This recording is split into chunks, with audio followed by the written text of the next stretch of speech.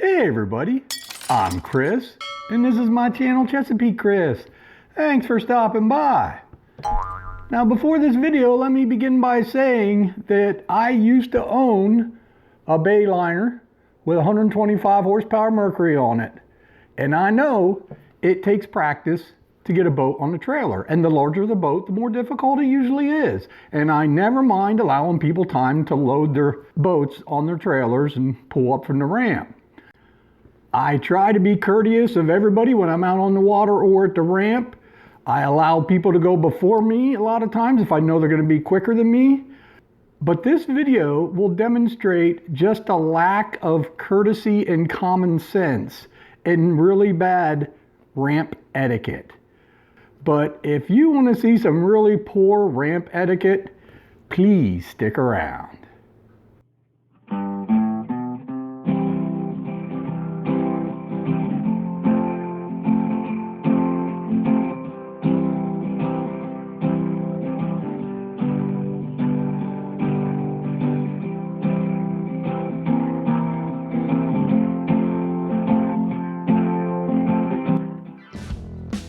So I was headed back to the ramp to call it a day, and you probably can't hardly see where that arrow's pointing at a boat that's way out there.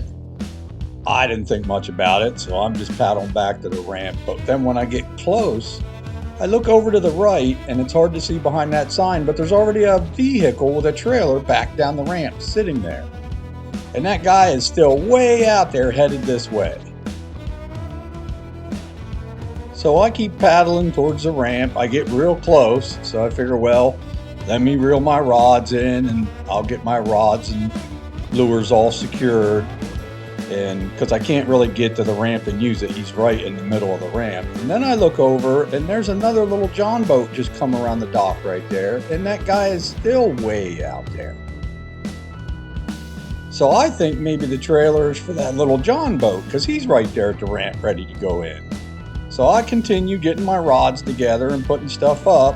That guy is still out there pretty far distance, but he's headed this way. So now me and the John boat, we're both just sitting there waiting because we're ready to go into the ramp. And the guy keeps coming.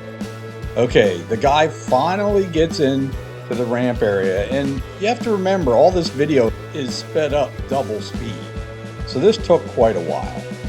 So he finally gets in and he starts to put that boat on the trailer that was back down there. Of course, the first try he couldn't get it, so he does a second attempt, couldn't get it on that one either, so now he's going to do even a third attempt. So that trailer that was back down there that whole time was for that boat that was way out there. No! So I just start paddling around while Laurel and Hardy here try to get that boat on that trailer. So now the guys in the John boat with the outboard motor have gotten out of the boat, climbed up on the dock. They're just standing there waiting. I'm still sitting there waiting. He finally, after the third attempt, gets the boat on the trailer, like I said, and this has been quite some time has passed by now. And then they finally dragged the boat out of the water. And then after all that time, they weren't happy with how the boat was on the trailer. So they wanted to back down the ramp again and refloat it and put it back on. But the John boat and myself got in and got loaded first. So when I go back and look at my original videos, it took the John boat 2.5 minutes to get out of the water once he was able to pull his boat up there. And it took me 3.5 minutes to get my kayak out of the water off the ramp once I paddled up to it and got out. Most of that time was walking up to our vehicles and the other gentleman back in his trailer down the ramp and me pulling around to get my cart out of my truck. So we both easily could have been out of there before that boat even got in there because we waited about 12 minutes. And I'll see you on the next video.